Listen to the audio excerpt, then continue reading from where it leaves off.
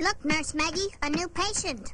Oh, I got the hiccups and I got them bad. Nurse Maggie, begin preparation of the secret hiccup elixir.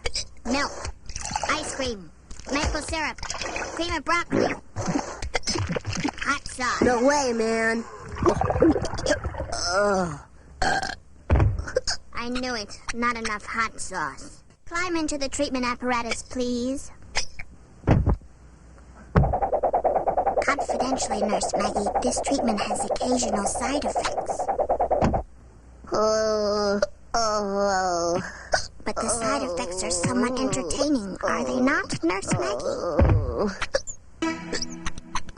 I'm stumped, Nurse Maggie. This is the worst case of hiccups we've ever treated.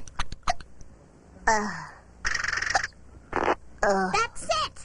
A combination of our previous techniques followed by the scare treatment. It can't miss.